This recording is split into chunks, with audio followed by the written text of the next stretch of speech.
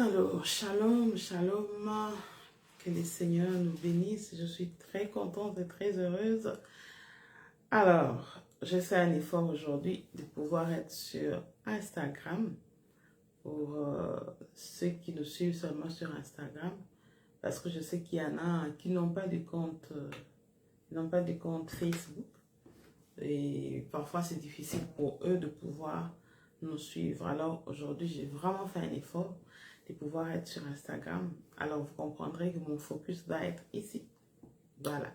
Pour ceux qui nous suivent ici, vous allez devoir, voilà, l'essentiel c'est que le message passe, qu'on soit ensemble et nous allons vraiment faire un effort de temps en temps de jeter un coup d'œil. Voilà.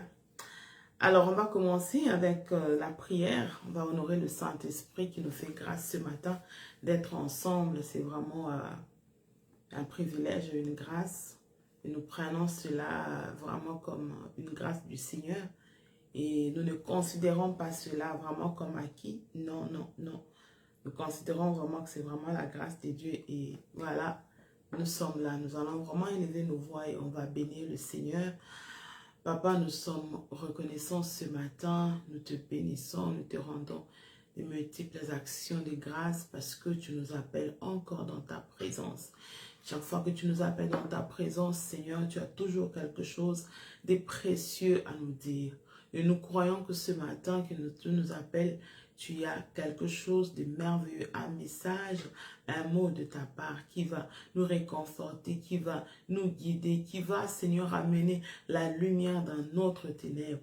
Nous croyons, Seigneur, en chacune des paroles qui sortent de ta bouche. Et ce matin, nous croyons aussi que si nous sommes en vie, si nous avons le souffle de vie, si nous sommes debout, si nous sommes là, Seigneur, à communier ensemble ce matin, c'est parce que tu nous as fait grâce et que c'est ton souffle, Seigneur, qui est en nous, qui nous a permis de nous tenir debout ce matin. Oh Père, qu'est-ce que tu es merveilleux, qu'est-ce que tu es grand, qu'est-ce que tu es grand, Seigneur. Oh, ton amour est tellement insondable, ton amour est tellement grand, ton amour est tellement, Seigneur, incommensurable. On ne peut pas, Seigneur, quantifier ton amour. Ton amour est tellement grand. Nous sommes reconnaissants d'être de ceux-là qui bénéficient de cet amour, d'être de ceux-là, Seigneur, qui sont dans tes bras, Père, qui bénéficient de cette affection, qui bénéficient de cet amour, de cette miséricorde. Seigneur, nous ne méritons pas. Qui sommes-nous, Seigneur, pour mériter cette attention si particulière? Qui sommes-nous pour mériter cet amour, Seigneur, si profond? Qui sommes-nous pour mériter cette compassion, Seigneur? Qui sommes-nous, Père, pour mériter la vie de Jésus? Qui sommes-nous, Seigneur, que ce matin que tu jettes ton regard sur nous? Qui sommes-nous, Père? Nous reconnaissons que c'est ta grâce. Nous reconnaissons, Seigneur, que ce n'est qu'un don que tu nous accordes ce matin et nous le prenons avec action de grâce. Nous le prenons avec gratitude. Nous le prenons avec humilité, Seigneur. Nous te rendons les multiples actions de grâce qui viennent du fond du cœur, qui viennent de ceux-là que tu as sauvés, qui viennent de ceux-là que tu as aimés gratuitement, qui viennent de ceux-là que tu as aimés sans intérêt. Nous te bénissons, Seigneur. Nous te bénissons, ô Saint-Esprit de Dieu, toi qui honores les hommes, qui s'unissent en ton nom, Saint-Esprit, honore-nous de ta présence ce matin, honore-nous avec ta présence, honore-nous avec ta présence, une présence manifeste au-delà de ce que nous savons de toi, au-delà de ce que nous connaissons de toi, Saint-Esprit, surprends-nous ce matin, oh Rakabashetereba Santa. Merci Saint-Esprit de Dieu. Merci de nous conduire ce matin. Que ton nom soit glorifié. Que ton nom soit loué. Nous te recommandons cet entre tes mains. Tout ce que nous allons parler, Seigneur, nous croyons que cela viendra de toi. Et nous croyons sincèrement, Seigneur, que tu vas parler à nos cœurs. Tu vas parler à un cœur. Tu vas nous ramener, Seigneur, sur le chemin de la connaissance, afin que nous ne puissions pas périr, comme dit ta parole. Merci Saint-Esprit de Dieu. Inspire les paroles de nos bouches. Utilise cette bouche, Seigneur, et parle à ton peuple. Parle à nos cœurs. Au nom de Jésus. Amen. Alors, merci d'être là. Nous bénissons vraiment le Seigneur et nous lui recommandons ce moment entre ses mains. Pour ceux-là qui nous suivent sur Instagram, aujourd'hui, c'est vraiment la première fois que on fait notre premier live. Vous comprendrez que ce n'est pas vraiment top, mais on essaye.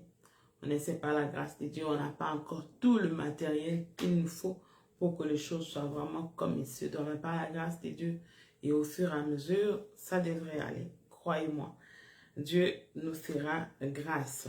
Alors, aujourd'hui, c'est la suite. Oh, je n'ai pas mis le thème. Je mettrai ça vraiment à la fin, puisque c'est déjà commencé. Je verrai si j'ai la possibilité de le faire ici, mais je vais essayer. Alors, nous continuons notre thème de l'autre fois, la préparation spirituelle du mariage. La préparation spirituelle du mariage. Nous avons vu la dernière fois pourquoi est-ce que nous voyons ces thèmes, pourquoi nous nous concentrons sur ces thèmes, pourquoi ce thème et qui sont concernés par ce thème. Nous avons dit la dernière fois que ce thème concernait principalement le marié, principalement ceux qui sont sur le point de se marier, on va dire dans un avenir très proche, ceux qui sont sur le point de ceux qui vont se marier, je préfère les dire comme ça, ceux qui vont se marier un peu dans un avenir un peu lointain, et même ceux qui sont déjà mariés. Nous avons essayé un peu d'expliquer et de montrer comment est-ce que ça intéresse ceux qui ne sont pas mariés et ceux qui sont déjà mariés. Si vous voulez en savoir plus, sur toutes nos plateformes, on a essayé de le faire, de mettre le message tout entier. Je pense que sur Instagram, ce n'était pas fait. Oui, ce n'était pas fait. Mais vous pouvez aller sur YouTube, sur Facebook, vous pouvez aller partout et vous allez retrouver le message de la dernière fois. Alors, nous allons continuer aujourd'hui. Nous allons essayer d'amener quelques points que nous n'avons pas amenés la dernière fois ou revenir sur certains points, mais en approfondissant un peu, en montrant combien est-ce que ce thème est important. Nous passerons aussi à l'étape où nous allons essayer de répondre aux questions que nous avons reçues. Des questions qui se sont répétées en fait. Lorsque nous avons eu la formation la dernière fois, nous avons eu des questions à l'atelier. Il se trouve que les mêmes questions sont revenues. Alors on comprend que généralement ça va être le même défi pour la majorité de personnes. Et on va essayer de répondre ici pour permettre à tout le monde d'être un peu clarifié et pour que les choses soient claires un peu pour tout le monde. Donc c'est un peu ça. Et en dernier lieu, on va essayer de donner un exercice qui va vous permettre qui va vous permettre un peu de vous mettre à la pratique de ces choses ici. Alors, comme nous l'avons dit la dernière fois, la préparation spirituelle du mariage est la partie qui nous sert de fondation, un moment que plusieurs parfois négligent, alors que c'est vraiment une période fondateur de la vie que nous voulons commencer, de la vie de couple, ou la vie du mariage que nous allons commencer dans un futur très proche. Et ici, j'aimerais dire que si vous regardez bien, vous qui êtes en train de préparer le mariage, regardez, vous êtes en train de préparer votre mariage en ce moment, mais essayez d'examiner un peu vos préparations. Vous verrez que l'objectif pour l'instant, vous le mettez plus sur la journée de célébration. Vous vous concentrez plus sur la journée de célébration, je veux dire la cérémonie en fait. Vous êtes plus, votre objectif, votre focus est vraiment mis là-bas. Pourquoi je dis ça? Je sais qu'il y en a qui sont dans les églises où on organise les formations à l'intention des fiancés, des couples fiancés et de ceux qui sont sur le point de se marier.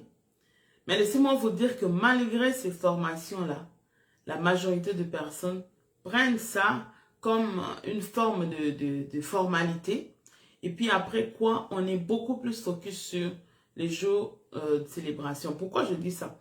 Vous verrez que dans la période où on est en train de préparer son mariage, il y en a qui vont jusqu'à s'endetter. Il y en a qui vont jusqu'à se faire 2, 3 boulots juste pour arriver à répondre vraiment à ces besoins-là, de satisfaire vraiment le besoin de ces jours-là. Que cette journée-là soit vraiment une réussite, soit vraiment ce que nous voulons, ce que nous sommes en train d'imaginer dans notre tête. Et quand vous regardez vraiment dans le fond, vous ne voyez pas l'après ce jour-là. Votre focus s'arrête vraiment là. C'est tout ce que vous faites, votre temps, vous les concentrez pour que ce jour-là puisse réussir. Ce n'est pas mauvais. On ne va pas dire que se concentrer sur ces jours-là, c'est mal. Non, c'est mauvais. Mais je suis en train juste de montrer que vous verrez que le focus est vraiment mis là-bas et on travaille beaucoup plus pour ça. Que l'on travaille pour la vie ensemble dans le jour à venir. On ne se pose pas des vraies questions par rapport à la vie qu'on veut mener ensemble. Ça veut dire qu'au-delà des formations que vous recevez dans des églises, il faut vraiment rendre grâce à Dieu pour ces églises qui ont mis en place cela. Parce que tout le monde ne le fait pas, tout le monde ne le fait pas. Ce n'est pas toutes les églises qui le font. Mais si vous êtes dans une église qui le fait, vraiment rendez grâce à Dieu et bénissez le Seigneur pour votre église. Mais malheureusement, vous verrez quand même qu'on est toujours préoccupé plus par comment est-ce que se passera ce jour-là. Donc, c'est comme ça que, comme je disais, il y a des gens qui s'endettent. Vous allez vraiment à la banque, vous allez aller prendre, voilà, une bonne somme là, juste pour que ces jours-là soient vraiment une journée vraiment réussie. Ça veut dire que, dans le fond, si vous regardez, vous verrez que vous avez une vision, une image de ce que doit être votre vie. Voilà, ces jours-là, quoi.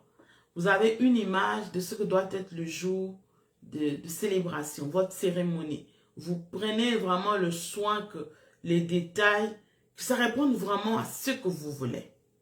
Maintenant, ma question pour vous est, est-ce que vous avez déjà la vision de ce que doit être votre mariage, votre couple? Comment est-ce que vous allez vivre? Est-ce que vous avez cette vision-là où vous vous dites, on va juste vivre comme ça? Parce qu'en réalité, ce qui se passe, c'est que on n'a pas l'image du couple qu'on veut devenir. On a juste l'image de la mariée ou du marié qu'on veut être ce jour-là. Comment est-ce qu'on va être habillé? Comment est-ce que, voilà, à quoi va ressembler cette journée-là dans ma peau? Vraiment, elle va ressembler à quoi? On sait déjà quelle est la robe que je vais mettre. Elle doit coûter ceci. La salle va coûter cela. Tout cela est vraiment fait, je dirais, presque à la carte. Si on doit répondre à ce que nous voulons. Mais est-ce que vous avez une vision? Vous avez une vision de ce que va être votre mariage? Je ne parle pas de la cérémonie du mariage. Parce que parfois aussi, on ne le dit pas bien. Nous disons souvent, ah, je suis en train de préparer mon mariage. Mais dans le fond, ce n'est pas le mariage que vous préparez. Ce que vous préparez, c'est la cérémonie du mariage. Et on prend beaucoup plus de temps, on focus beaucoup plus sur la préparation de la cérémonie du mariage et non pas sur la préparation du mariage. C'est comme ça que quand on se marie, il y a un réveil brutal qui nous réveille de notre sommeil. Non, non. Ce n'est pas un acquis. Quand vous voyez un mariage qui a réussi, 20 ans, 30 ans, 40 ans, 15 ans de mariage, sachez que ce n'est pas vraiment un fait du hasard. C'est quelque chose qui est vraiment travaillé. Ceux qui n'ont pas eu le temps de préparer, sachez qu'ils payent le prix et ils essaient de s'accrocher avec le Seigneur et ils y arrivent. C'est comme ça qu'ils peuvent arriver à 50 ans de mariage, 30 ans de mariage, 40 ans de mariage. Pourquoi? Parce qu'ils y travaillent. Maintenant, si vous ne prenez pas le temps aujourd'hui de vous poser la question, quel est le couple, la vision du couple que je veux? Vous verrez que vous allez vivre comme ça par hasard. C'est comme ça qu'on a des surprises désagréables. Parce que si on se pose des questions sur quel est le couple que nous voulons être, ça veut dire que le mari se posera la question, quel genre de mari je veux être? Quel genre de femme je veux être pour la femme? Et quand on se pose ces questions-là, on en parle. On en parle et on recommande ça à la grâce de Dieu. On demande la grâce de Dieu pour que nous puissions réellement atteindre cela. Et quand je parle de la vision, je ne parle pas de cette vision que le monde vous vend. Cette image que les médias sont en train de vous vendre. Quand je parle de médias, je vois ce qui est diffusé dans des séries télévisées, dans des films. Ce n'est pas vraiment ça. Quand je parle de la vision du mariage, je fais référence à cette vision que seul Dieu télécharge dans vos cœurs. Cette vision-là qui est dans votre cœur, que le Seigneur a téléchargé. Parfois, il y a des moments où vous posez des questions, vous vous dites... il y a des moments où vous pouvez poser la question à quelqu'un, vous lui dites, pourquoi vous vous mariez? Bon, en fait, c'est une question parfois à laquelle on ne répond pas. Parfois même, on peut te dire, mais c'est quel genre de questions tu poses? Pourquoi je dois me marier? Je suis une femme, je dois me marier. Je suis un homme, je dois me marier. Mais on doit savoir au moins pourquoi on se marie et pourquoi cette personne-là. Quand on commence à se poser des questions de fond comme ça, c'est en ce moment-là qu'on comprend qu'on commence à être conscient de l'acte qu'on veut poser. Vous êtes en train de commencer un projet. C'est un projet à long terme, un projet qui va aller jusqu'à ce que Christ ne revienne. Maintenant, si vous ne vous posez pas ce genre de questions, pourquoi seulement X? Pourquoi pas Y? Parce que ce n'est pas le seul homme qui est venu dans votre vie. Ce n'est pas la seule femme qui vous a plu. Il y en a plusieurs. Pourquoi cette femme? Vous verrez que parfois, ce sont juste nos sentiments, ce sont juste nos émotions qui prennent un peu de la place. On fait des choses par rapport à ce que nous avons vu. Et est-ce que ça répond à une vision quelconque? Et ça pose problème. C'est comme ça que quand je suis en train de parler de la vision, je ne parle pas d'une vision que vous créez vous-même. C'est une vision que le Seigneur télécharge ou a placée dans votre cœur. Il y a un passage de la Bible sur lequel je peux m'appuyer en disant, c'est le psaume 84, le verset 5, on le connaît tous. Heureux ceux-là qui placent en toi ou en Dieu leur appui. Pourquoi sont-ils heureux? Tout simplement parce qu'ils trouvent dans leur chemin, dans leur cœur, des chemins tout tracés. C'est de cette vision-là que je parle. Une vision que vous avez puisée dans le chemin que Dieu a déposé dans votre cœur, qui vous conduit jusqu'à ce que vous vous retrouvez dans l'éternité. Le mariage reste un des moments les plus importants de notre vie, qui peut bouleverser la vie, qui peut détruire la vie, qui peut, je peux dire, qui peut restaurer même la vie, qui peut permettre à ce que votre vie soit meilleure. Mais si vous ne le préparez pas bien, il y a un problème. Quand vous prenez aussi le temps de préparer le mariage spirituellement, vous n'allez pas aussi choisir la journée ou la date par vous-même. Je vais vous donner un exemple, c'est de nous qu'il s'agit. Je n'irai pas dans le fond. Je resterai un peu juste dans l'information. Nous prévoyons de nous marier en 2010 avec mon fiancé à l'époque qui est aujourd'hui mon mari. On prévoyait de faire tout en 2010 et nous l'avons fait en 2009. Parce que le Seigneur nous a conduits à changer des dates. Et il y avait des raisons valables que le Seigneur nous a données. Et nous avons écouté le Seigneur et les choses se sont très bien passées. Quand vous donnez plus de l'espace au Saint-Esprit, à Dieu, vous faites des choses sans surprise.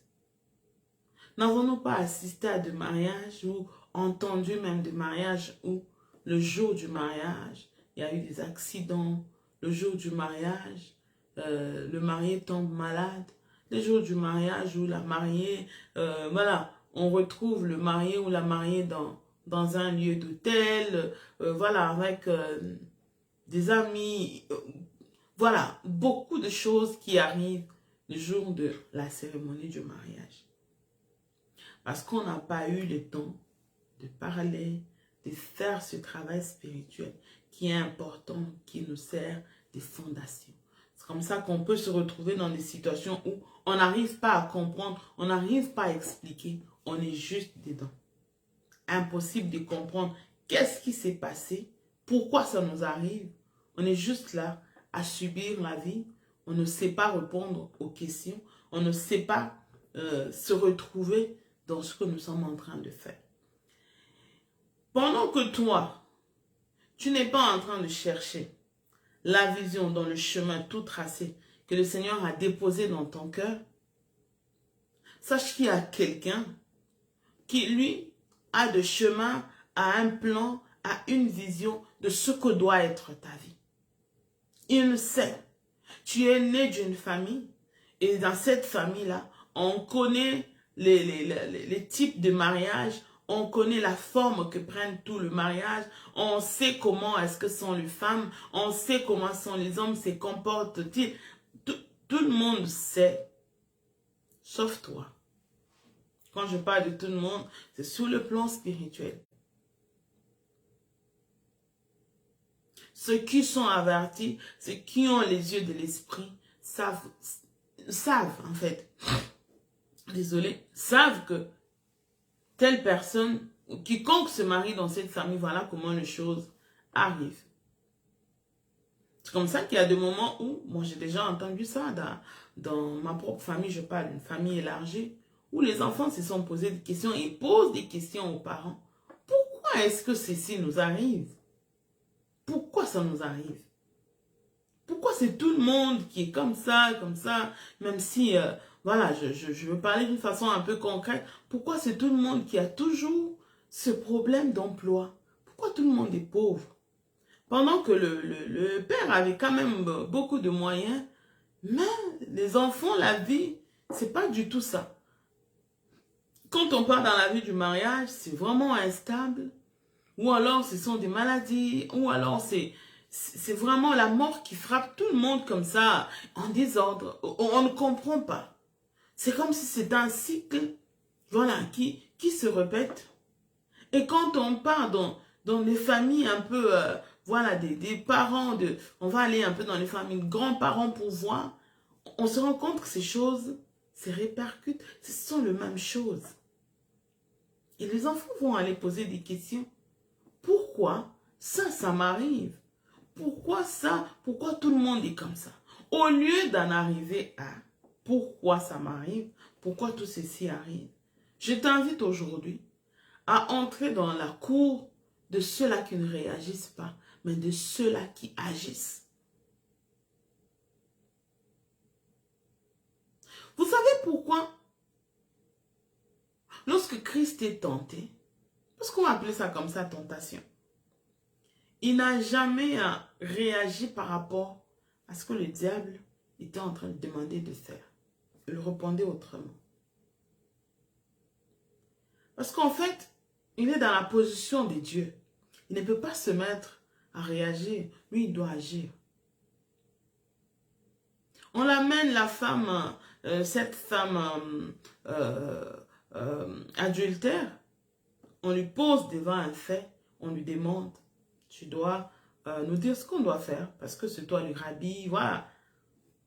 Avec un brin d'orgueil que ces gens ont amené la femme adultère, Christ n'a pas réagi, il a agi.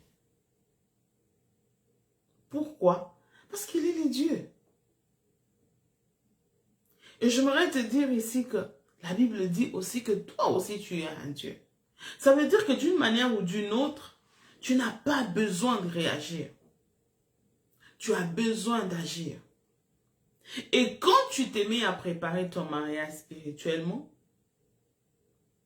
comme nous l'avons dit la dernière fois et qu'on a donné autant d'éléments en revenant sur la vie d'Isaac et Abraham, ça vous permet d'être de ceux-là qui agissent.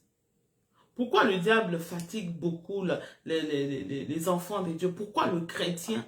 Parce que généralement la vie chrétienne aujourd'hui se résume dans les réagir, je veux dire, et non pas dans l'agir. On doit être de ceux-là qui agissent et le diable réagit par rapport à nous. Quand vous êtes préparé, comme je le disais la dernière fois, sur le plan spirituel, les choses qui ont frappé les autres, vous énumérez, tout ce que vous faites là, en élevant des prières, des murs, vous agissez. Parce que vous n'avez encore rien vu. Donc, en fait, les prières préventives, avec des frappes ciblées, sur des choses qui ont frappé les autres, vous permettent d'agir et non pas de réagir. Ça veut dire que le moment où vous serez marié et que les géants qui sont là pour protéger les garants des lois de la famille, lorsqu'ils vont activer le loi, ils vont se rendre compte qu'il y a un mur qui bloque le loi et que la loi n'est pas capable de vous toucher. Ils vont se poser des questions, mais qu'est-ce qui se passe? Vous allez le pousser à réagir et non pas à agir. Mais quand nous entrons dans le mariage, sans une vraie préparation spirituelle, nous allons commencer à réagir. C'est comme ça qu'on se rend compte que, voilà, je suis là, j'ai fait 10 ans de mariage, je ne suis pas heureuse, voilà, tout ne marche pas, il y a une instabilité, elle peut prendre la forme qu'elle peut prendre, mais je ne suis pas stable. Parce que on est en train de réagir. Je vous invite à entrer dans cette cour où on agit et on ne réagit pas. Si vous regardez Dieu, Dieu ne réagit pas, il agit. Dieu ne réagit pas, il agit. Il n'a pas créé les cieux et la terre parce qu'il fallait réagir à quoi que ce soit. Non, dans sa souveraineté, il a vraiment décidé qu'il allait créer les cieux et la terre. Et quand Christ doit revenir, ça ne sera pas une réaction, non. Ce sera vraiment qu'il a décidé, c'est le moment et il va venir. C'est comme ça que Dieu annonce tout ce qu'il veut faire, il annonce. Quand Dieu te dit, je te bénirai, je te ferai ceci, je vous ferai cela. C'est une façon de vous dire qu'il n'attend pas ce que le diable... Ce que le diable vient faire en fait, il ne fait que réagir en fait. Dieu a déjà un plan. Regardez ce que Jérémie dit. La Bible dit dans Jérémie que je connais les projets que j'ai formés pour vous. Avant même que l'on ne soit né, il y avait déjà un plan que Dieu avait formé pour nous. Ce qui se passe, c'est que le diable vient pour essayer de mettre un autre plan, essayer de tripatouiller ou de détruire un peu le plan initial de Dieu. Ce que le diable est en train de faire, il est en train de réagir au plan merveilleux que le Seigneur a déjà mis en place pour toi et pour moi. Maintenant, pendant que toi, tu es en train de te chercher et autres, tu vas juste aller chercher à ce que le plan de Dieu puisse revenir dans ta vie et non pas le plan de l'ennemi. Je t'invite sincèrement de tout cœur à entrer dans cette cour de ceux-là que la Bible parle dans Jean 10, 34, les dieux. C'est ceux qui agissent. Les autres doivent réagir. Le diable doit rester derrière. C'est lui qui doit réagir par rapport à nos actions à nous. Sinon, on sera toujours de ceux-là qui se plaignent, qui pleurnichent, qui se posent des questions. Pourquoi moi? Pourquoi? Non, c'est le moment de se préparer et de préparer votre avenir dans le mariage. C'est le moment de préparer votre avenir et votre mariage. Les géants, eux, dans vos familles, vous attendent, hein, que vous le vouliez ou pas, que vous soyez blanc, noir, jaune, bleu, peu importe votre couleur, peu importe le continent où vous êtes, sachez que tout le monde fait face aux géants. Tout le monde. Chaque famille a ses problèmes. C'est comme ça que vous verrez que même quand on parle sur le plan régional, sur le plan continental, les défis de chaque pays, chaque continent, c'est vraiment lié à leurs propres défis, leurs géants, leurs problèmes spirituels. C'est vraiment ça. On n'a pas le même problème. Chez nous, on va parler comme ça en Afrique. C'est difficile de rencontrer des gens parler de la dépression. C'est vraiment très dur et vous verrez même que dans les chefs des enfants, il n'y a pas trop cet esprit-là qui touche les enfants ici. Vous verrez des jeunes ados, voilà, des très jeunes, voilà, ils s'enlèvent la vie comme ça facilement. Ce n'est pas un fait du hasard, non. C'est aussi lié aux démons qui contrôlent leur territoire. Ici, on parle beaucoup de maladies mentales. Ça se parle beaucoup et on n'est pas en train de dire que ça n'existe pas en Afrique, ça existe. Mais ici, on va voir que c'est vraiment monnaie courante et c'est normal. Et curieusement, même les enfants sont éduqués comme ça. À l'école, on parle aux enfants. Un enfant, déjà, il sait qu'il peut tomber dans la dépression. Un enfant, à cause d'une simple mathématique qu'il n'a pas bien compris, il va tomber dans la dépression.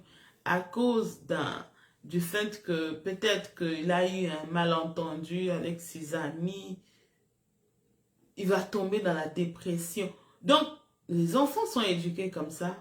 C'est par rapport aussi à leur milieu, leur environnement, les géants, voilà, la nature de leur monde spirituel. Et comme ça. Et si vous allez chez nous, vous verrez qu'il y a d'autres mots qui sont totalement différents d'ici. Je peux vous citer autant de choses. Il y a des maladies qu'on ne peut pas retrouver en Afrique. Si vous le retrouvez, c'est vraiment des cas très très rares. Et généralement, c'est seulement ici. Est-ce que le corps est différent? Non. Si vous allez scientifiquement parlant, on va vous expliquer. Scientifiquement, ça s'explique. Il y a ceci. Je n'en disconviens pas. Mais seulement est-il que les choses sont telles qu'elles sont. Dans chaque territoire, il y a des géants spirituels qui contrôlent, qui leur mission est celle-là, de s'assurer que tout le monde subisse la loi. Tout le monde doit être sous la loi. Personne n'est au-dessus de la loi, comme on le voit dans le monde naturel ou le monde physique. C'est la même chose dans le monde spirituel. Personne n'est au-dessus de la loi et ça doit rester comme ça. C'est comme ça que pour ceux qui me sont proches, je dis toujours, c'est important que vous arrivez dans un territoire, dans un lieu, prenez d'abord l'atmosphère du lieu, vérifiez, checkez, assurez-vous que ces lieux-là, les dieux de ces lieux-là vont vous respecter. C'est comme un chef d'État qui se rend dans un autre pays. Quand il arrive, il y a des protocoles, il y a il y a des pactes et puis chacun doit respecter l'autre. Vous me recevez, oui, on fait le travail pour lequel nous sommes là et puis après, nous rentrons. Ou alors, par exemple, prenons plus l'exemple d'un ambassadeur qui se rend dans un autre pays. Oui, même s'il y a des combats dans ce pays-là, l'ambassadeur ne peut pas être touché. Même si les deux pays ne s'entendent pas, ils ne peuvent pas toucher leurs ambassadeurs respectifs. Parce que les lieux où l'ambassadeur se retrouve fait office de son pays. Comme il représente son pays, les lieux d'ambassade tout entier deviennent quasiment son pays. Et violer ces lieux-là est pareil ou est comparé à violer le pays de cet ambassadeur. Parce que ça ne peut pas se faire en faisant ça. Vous allez aller chercher voilà, le pays tout entier. Est-ce que vous êtes prêt à entrer en guerre avec l'autre pays à cause... Donc, il y a tellement de conséquences.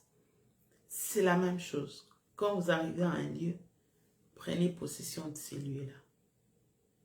Parlez aux dieux de ces terres-là. Dites-leur qui vous êtes et pourquoi vous êtes là. Ils vous laisseront en paix. Mais ce n'est pas seulement parce que vous parlez. Vous devez avoir l'autorité en vous. Vous devez avoir le mandat de Christ. Et ça ne s'opère pas dans la bouche. Le mandat de Christ, on l'acquiert. On l'acquiert par... D'abord, commencer par être enfant de Dieu. Si vous n'êtes pas enfant de Dieu, je vous donnerai l'occasion à la fin. Mais pendant ces temps-là, ça se cultive. Pour ceux-là qui sont connectés à des bonnes fréquences, vous avez plus d'informations. Vous savez comment est-ce qu'on peut acquérir l'autorité spirituelle. Ce n'était pas vraiment mon point. Ici, je suis en train de revenir sur notre point qui est le plus important, la préparation spirituelle du mariage. Comment est-ce que vous préparez votre mariage? Comment est-ce que vous préparez? Est-ce que vous prenez le temps de le faire comme il se doit? Ou est-ce que vous êtes juste concentré sur la cérémonie, sur ce que ça va être? Vous prenez beaucoup de temps à aller faire 2 boulots, 3 boulots. Voilà, l'objectif, je dois avoir une alliance qui coûte 5 000, 10 000. Ma salle doit coûter, ceci, toutes ces choses-là, c'est bien. Est-ce que vous donnez le temps à la préparation spirituelle du mariage? Si vous ne le faites pas, c'est vraiment le moment. C'est vraiment le moment. Vous voulez épouser une femme que vous aimez tellement, un homme que vous aimez tellement, que vous regardez bien que quand vous allez chez lui ou chez ses parents, vous constatez qu'il y a des choses que vous n'aimez pas. Ah, j'ai remarqué que sa maman insulte son père ou son père insulte sa maman. J'ai remarqué que les enfants sont, voilà, impolis, ne respectent pas. Ce sont des signes qui ne trompent pas. Ça veut dire que ce problème-là va vous suivre aussi dans votre mariage. Et si vous tenez à cette personne, c'est le moment d'en parler. Conscientiser la personne. Parce qu'il y a aussi ce côté-là où quand vous intériorisez ces choses, vous devenez conscient de cela. Vous allez commencer à faire des efforts. D'abord, la conscience de reconnaître que ces choses, que je le veuille ou pas, je porte cet ADN. Ces choses vont se retrouver en moi. Vous allez commencer à faire des efforts pour que ces choses ne viennent pas en vous. Mais comme nous le savons tous, les efforts humains ne peuvent pas apporter vraiment les résultats. On s'est confié en Dieu. Seigneur, je veux vraiment ça, je veux ça, je veux ça. Tu t'es dit, tu vas être une bonne femme, tu vas... Mais ce n'est pas dans la bouche. C'est pas dans la bouche. Tu vas être un bon mari, c'est pas dans la bouche. Il y a un tweet qui m'a fait rire il y a quelques heures. Il y a une femme qui a mis sur son profil en disant mon mari, je vais traumatiser mon mari avec l'amour que je vais lui donner. C'est bien. J'ai vu des gens dans le commentaire être en train de dire les femmes, vous êtes toujours comme ça. Et puis après, voilà. C'est bien de le dire, c'est bien de les débiter comme ça. Voilà, je vais aimer mes enfants, je vais aimer. Mais le mariage, c'est autre chose. C'est vraiment autre chose. Si vous épousez quelqu'un qui n'est pas patient, quelqu'un qui a un langage facile, qui parle tout le temps, qui vous insulte, allez-vous encore le traumatiser avec l'amour? Êtes-vous prêt?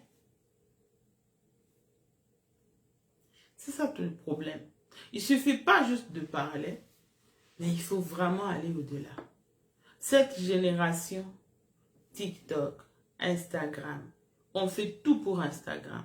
J'ai vu des gens dépenser autant d'argent juste parce que mon mariage doit être fabuleux. Mon mariage doit être vraiment somptueux pour que les images soient belles, que les images répondent vraiment aux standards actuels.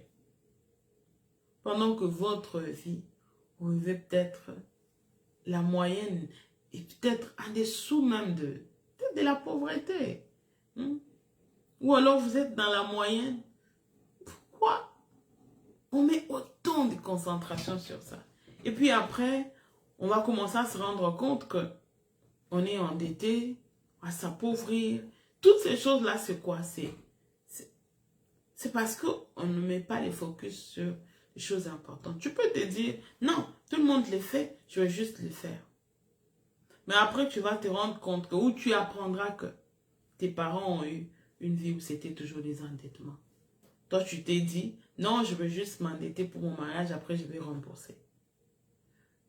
Pendant que c'était un esprit, tu as juste répondu et tu as bien commencé le mariage en faisant quoi? En facilitant à l'esprit d'endettement qui t'amène à la pauvreté, à bien t'accompagner, à bien commencer avec toi. Quelle fondation! Quelle fondation! C'est pas ça. C'est pas ça. Moi, j'ai un cœur qui pleure. Sincèrement, j'ai un cœur qui pleure. Je vois comment est-ce que les gens se marient. Juste une concentration sur la beauté externe. Les make-up, voilà, les robes, tout ça doit être merveilleux. Si je ne refuse pas, je vous en supplie, je ne refuse pas. Moi, je crois qu'on doit être belle, c'est les jours de la cérémonie du mariage. Mais je crois aussi qu'on doit prendre beaucoup de temps en travaillant sur le côté spirituel, en fait.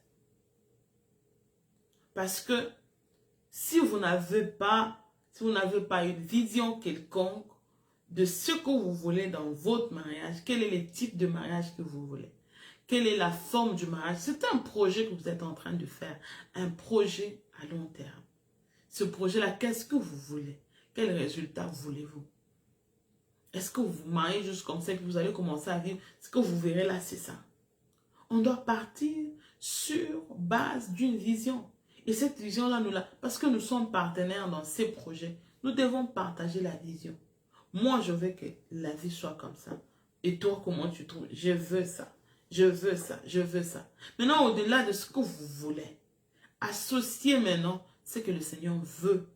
Parce que quand vous allez prendre le temps de parler, de prier, Seigneur, voilà ce qu'il y a dans la famille, voilà ce qu'il y a voilà ce qu'il y a. Moi, je ne veux pas ça. Ce que moi je veux, c'est que mon mariage réponde à ceci, à cela. Le Seigneur va télécharger en vous. Il y a des choses que vous irez connaître que vous ne connaissiez peut-être pas. Vous avez peut-être une famille où tout le monde ne travaille pas. Tout le monde est dans l'informel, les gens se débrouillent, et puis ce n'est pas vraiment ça, ça ne tient pas. Et parfois, ça motive ou ça ramène la peur dans certaines personnes. J'étais en train de discuter il y a quelques jours avec quelques personnes que le Seigneur m'a donné, je veux dire, les enfants que Dieu m'a donné par sa grâce. J'étais en train de discuter avec eux. Une m'a dit, tu sais que j'ai rencontré une fille qui, à cause de ce que les parents, donc les gens ont vécu dans la famille par rapport au mariage, elle ne veut plus se marier. Elle a dit, moi, je ne peux pas me marier. Donc, vous voyez que, qu'on ne veuille ou pas, notre milieu nous impacte.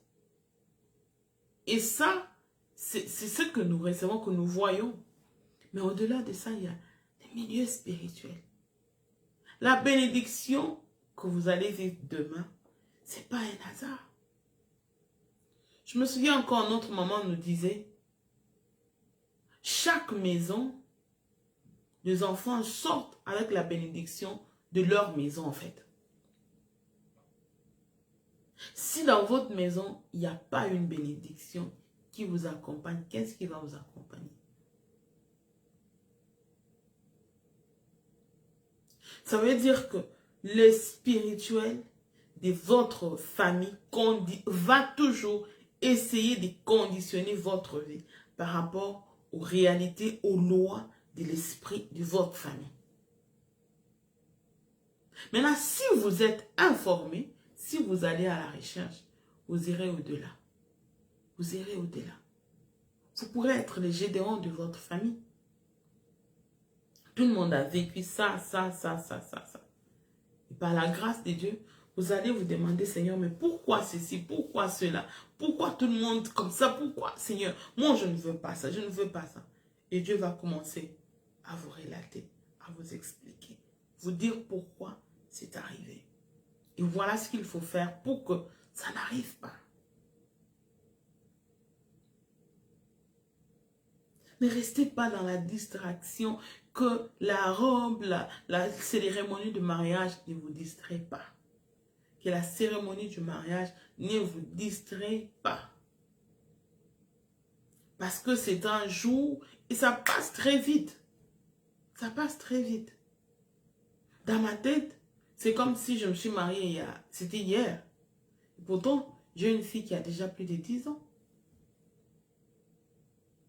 Mais, vous verrez que dans ma tête, c'est comme si ça s'est passé, c'était hier. Non, ça fait déjà combien? 13 ans de mariage. Et ça passe tellement vite. Quand vous vous concentrez sur, ok, la cérémonie du mariage, c'est bien de se concentrer sur ça. Très, très bien. Mais sachez qu'il y a après. Vous ne vous êtes pas mis ensemble pour la journée de la cérémonie. Non. Vos fiançailles, c'est pour la vie commune. Pour la vie que vous allez avoir ensemble.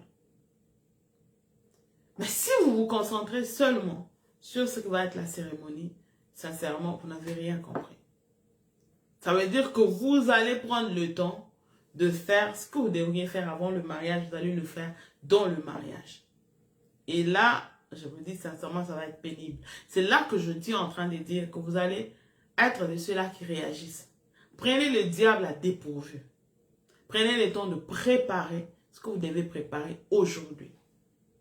Identifiez les choses qui doivent être identifiées. Mettez-vous en prière. Priez pour cela. Demandez au Seigneur pourquoi. En demandant le pourquoi, le Seigneur vous dira ce que vous devez faire pour enlever ce pourquoi qui ne fait que détruire tout le monde en famille. Si vous pensez que la vie est un hasard, je peux vous garantir, ce n'est pas un hasard du tout. Quel est l'abstrait de votre mariage? Quel est le type de mariage que vous voulez? La forme que vous voulez que cela prenne, c'est laquelle? Si vous n'avez pas cette vision-là, vous n'avez que la vision du jour J, sincèrement, je suis désolée de vous dire que je peux être une prophétesse de malheur en vous disant, vous vivrez des surprises désagréables. Mais laissez le diable vivre ces surprises désagréables. Lorsque ceux-là qui sont comme garants, ceux-là qui garantissent, je veux dire, la perpétuité de ces lois de famille qui frappent tout le monde, s'élèveront, ben, ils verront qu'il y a déjà des murs élevés. C'est maintenant eux qui vont se débrouiller pour savoir, mais qu'est-ce qu'elle a fait ou qu'est-ce qu'il a fait? Comment on peut faire pour contourner ces murs et aller l'attaquer? Pendant que eux chercheront à contourner ces murs-là, vous serez déjà en train d'en ajouter d'autres et ils ne sauront pas vous atteindre. Entrez dans cette cour de ceux qui agissent et non pas de ceux qui réagissent.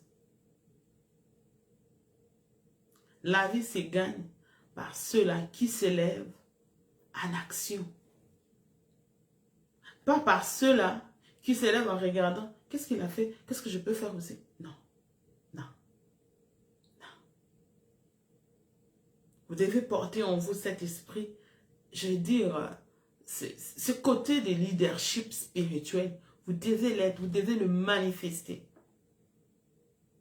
Si on reste tous dans cette chrétienté où, voilà, les choses doivent arriver, et puis après on va commencer à prier, à chasser les démons en faisant ceci. Si c'est votre choix. Mais moi, je suis venu vous dire que c'est possible de ne pas rester dans le fait que, voilà, juste vivons. C'est possible. C'est possible de vivre cette vie-là où c'est toi qui agis et le diable vient et réagit. J'espère vraiment que le temps passe tellement vite. J'espère vraiment que ces quelques points de plus que nous avons ajoutés aujourd'hui vont permettre à plusieurs de pouvoir se retrouver. Voilà, ça fait que je suis vraiment contente de partager ce moment avec vous. Alors, il y a 2 questions auxquelles je vais répondre. Je ne pourrais pas répondre à plusieurs questions. J'ai fait déjà plus d'1 heure. C'est déjà beaucoup. La première question, c'est que Comment on fait pour avoir toutes ces informations si on est encore enfant et qu'on vit loin de la grande famille? Voilà, c'est un peu ça. En fait, d'emblée, la question, c'est que la personne se pose la question de savoir comment est-ce qu'on peut avoir ces informations-là sur ce qui se passe avec les autres. J'avais un peu dit ça. Vous pouvez juste voir la vie de vos propres parents. Et si vous voulez aller loin, posez des questions sur vos parents. C'est qu'a été la vie de leurs parents. Voilà. Il y a certaines choses que vous entendez. Vous pouvez poser des questions, essayer d'approfondir un peu, essayer de comprendre un peu beaucoup plus ce qui va se passer. Alors, la deuxième question, elle est par rapport à l'exercice que je vais donner tout à l'heure. L'exercice, c'est que parlez avec vos parents. Parlez avec les parents, posez des questions. Si vous avez des grands-parents, allez-y. Posez-leur des questions. Comment il a vécu son enfance? Voilà. Ça va vous permettre de connaître beaucoup de choses. Posez des questions. Pourquoi tel est comme ça? Pourquoi tout le monde est comme ça? Posez des questions sans vouloir soupçonner ou voilà. Juste des questions pour essayer de s'informer un peu, connaître un peu davantage. Ça va vous donner de la matière en fait. Ça va vous permettre de comprendre quels sont les démons et les lois spirituelles que cette famille est en train de subir. Et moi, je vous dis, écrivez ces choses-là. C'est important, écrivez ça. Et vous allez dire au Seigneur que ça, là, ça ne passe pas ici. Je vais être la dernière personne qui va vraiment arrêter ça pour que ça ne touche pas mes enfants. C'est possible. C'est possible. La vie spirituelle, c'est ça.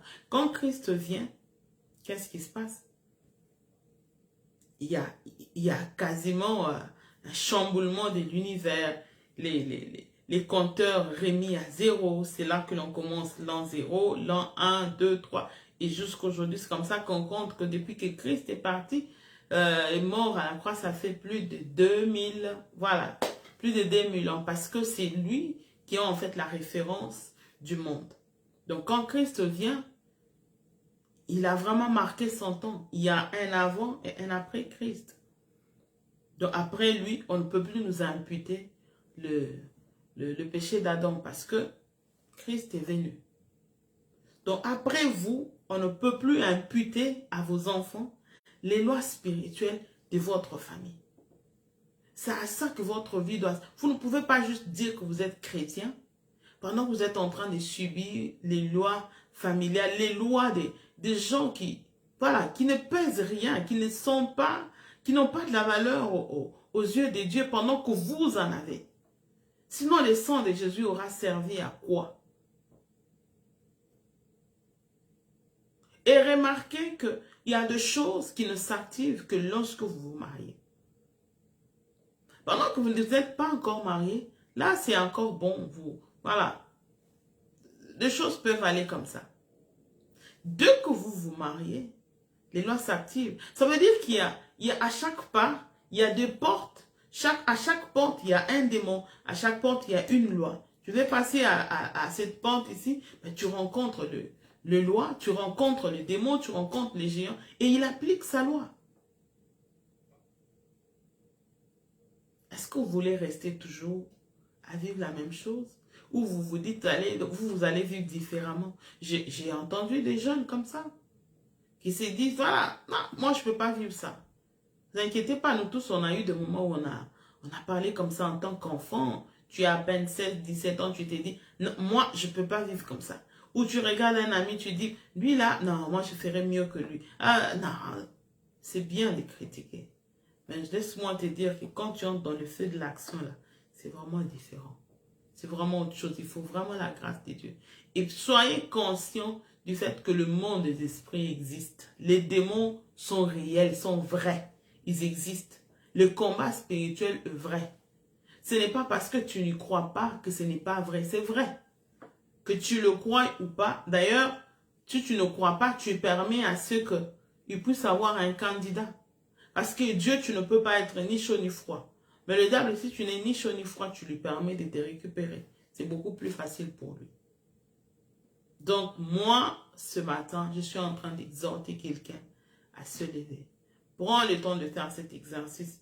Fais le tour de toute la famille. Examine vraiment votre famille de fond en comble. Pose des questions s'il le faut.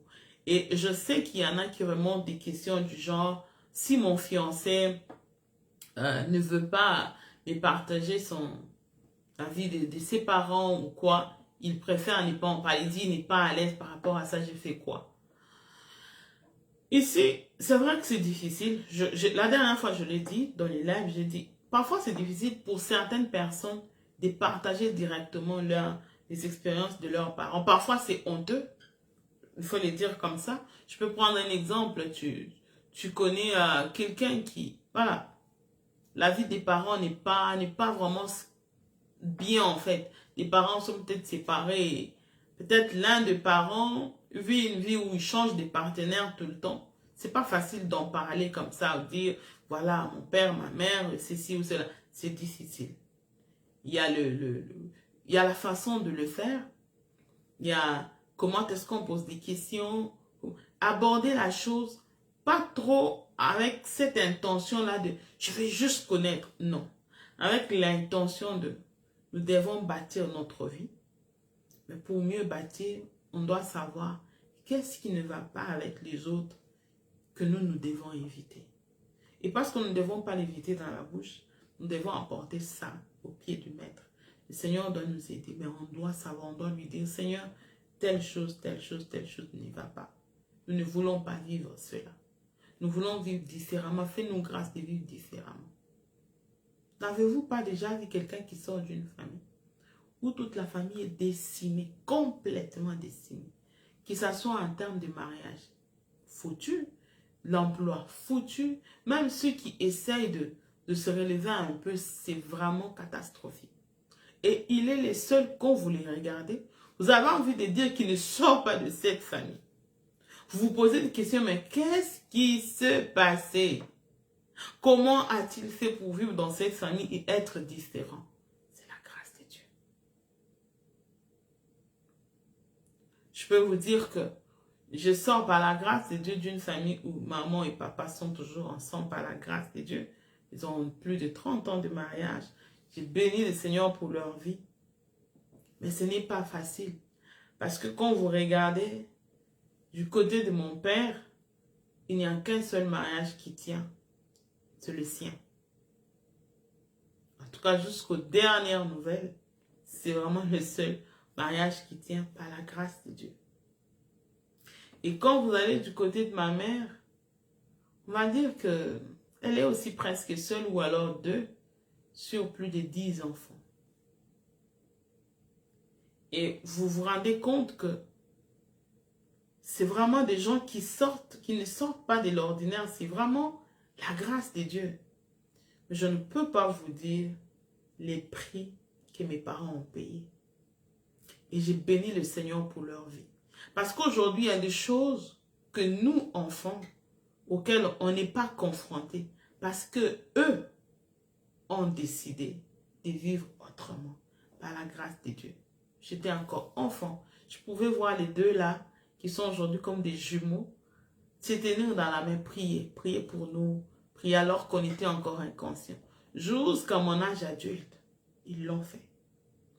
C'est vraiment cette grâce-là qui fait qu'aujourd'hui, j'ai connu le Seigneur et nous menons la vie que nous menons et nous rendons vraiment grâce à Dieu pour cela. Et il y a des choses que moi, à mon tour, je me dis, ces choses ne toucheront pas mes enfants. Parce que c'est au fur et à mesure qu'on est en train, par la grâce de Dieu, de changer de génération. Il y a des choses qu'eux ont vaincues. Il y a certaines choses qu'ils n'ont pas pu. Il y a des choses que nous, à notre tour, nous devons vaincre. Il y a des choses que nos enfants aussi vont vaincre. Jusqu'à ce que la gloire de Dieu se manifeste dans une génération pour de bon. Où on parlera à peine des lois spirituelles. Parce que il y a un travail qui a été fait. Et moi, je crois vraiment que si quelqu'un se donne, cet exercice, il se donne vraiment à cet exercice en allant chercher le Seigneur. Tu cherches les informations et tu te mets à prier. Tu peux vivre mieux que les autres dans la famille. Tu vas sortir de l'ordinaire. Tu vas vraiment sortir de là et le Seigneur va te faire grâce de vivre mieux que les autres. Pas parce que tu connais seulement ces informations. Il ne suffit pas juste d'avoir les informations.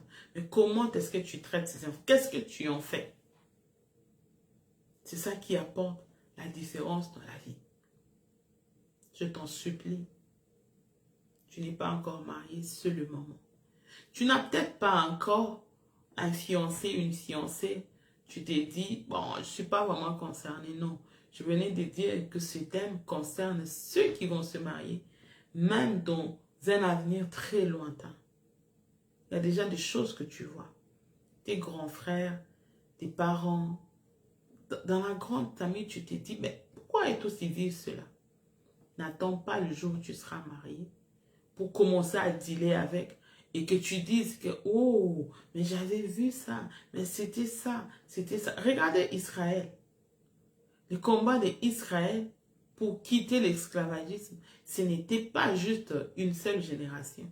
Les générations se sont succédées jusqu'à ce qu'ils puissent prendre Canaan. Imaginez-vous qu'après le départ de Moïse, que Josué n'ait pas pris le relais. Moïse a fait la course. Il s'est arrêté là où il s'est arrêté. Josué a fait sa course. Ça veut dire que c'est une course de relais. À chaque personne ou à chaque génération, si on ne fait rien, nous sacrifions la génération qui suit après. Parce que la famille n'est pas seulement ce que vous pensez là, où on est juste, voilà, on est là, maman, papa, les enfants, on fait ce qu'on a à faire. Non. C'est un travail que l'on fait. Quel est l'héritage que je vais laisser à mes enfants? L'héritage spirituel. C'est très important. Parfois, il y a des gens qui se permettent, qui se retrouvent parfois en Amérique du Nord ou dans d'autres pays, qui se disent, ah, mais ici, là, tu vois, le blanc, il n'a pas toujours besoin, quand il doit aller à l'interview, prier ceci et cela. Mais attention, vas-y, tu verras que ces blancs-là, il y a des générations avant lui qui ont connu le Seigneur et qui ont prié. C'est comme dans ce pays. Il y a la province ici qu'on appelle la province du Québec. Parfois, les gens disent, oh non, cette province, ils ne connaissent pas le Seigneur et autres. Oui, c'est bon de dire ça. Mais dans cette province ici, c'était la province où il y avait toutes les grandes églises, on va dire catholiques. C'est ici. C'est vraiment ici. Et si vous allez aux États-Unis, c'est là que le mouvement évangélique est parti de là. Vous pouvez imaginer des générations qui ont prié, qui ont détruit des choses. Et aujourd'hui, ils sont là, ils peuvent se permettre certaines choses parce que il y a certaines lois qui sont déjà tombées, qui ne peuvent plus les toucher. Mais si tu regardes dans le fond, il y a toujours des choses qui sont restées, pour lesquelles ils ne prennent pas conscience. La vie est d'abord spirituelle. Je vais reposer cette question. Quelle est la forme, les types, la qualité du mariage que tu veux avoir? As-tu déjà une vision de comment va être ton mariage? Ou tu as juste la vision de comment tu vas être habillé? De comment tu vas... Voilà. C'est très important. On va s'arrêter par ici. Comme je disais, le petit exercice est juste d'aller se poser des questions, poser aux parents et à partir de là, commencer à prier pour. Faites juste ce simple exercice. Priez pour cela, posez des questions à Dieu. Vous verrez que vous allez avoir de rêves. Oui. Vous allez avoir de rêves liés aux questions que vous avez posées. Il y en a même certaines personnes qui, sans même faire des rêves, parfois, sans même chercher des informations, ils rêvent certaines choses, bon, et puis après, ils laissent passer. Et puis tu te rends compte que le Seigneur a parlé par rapport aux choses à venir. Mais on ne se rend pas compte, on laisse passer, on se dit, bon, ce sont juste des rêves, c'est fini. Regardez même dans la Bible, vous verrez que même les rois qui n'étaient pas vraiment ancrés en Dieu, quand ils faisaient un rêve, Mais il n'avait pas de paix. Il faut qu'il sache ça veut dire quoi. Parce que je ne peux pas juste rêver comme ça. Non. Ça veut dire qu'il y a un message. Je dois le comprendre. Qu'est-ce qui a sauvé l'Égypte à l'époque? C'est un rêve.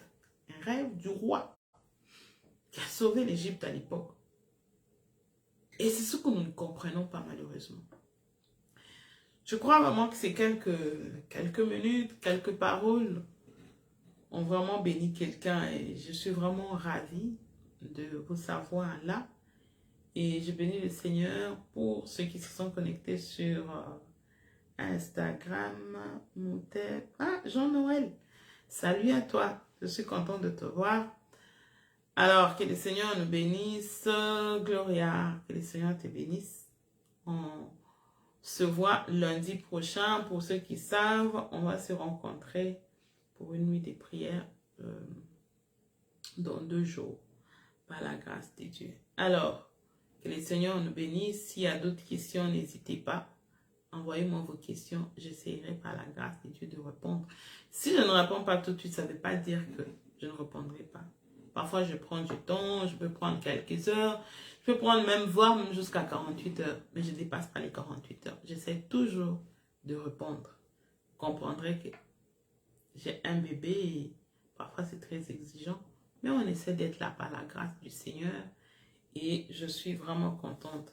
Alors, je vais donner la possibilité à ceux-là qui n'ont pas encore donné la vie au Seigneur de pouvoir faire la prière avec moi. Seigneur Jésus, je suis reconnaissant.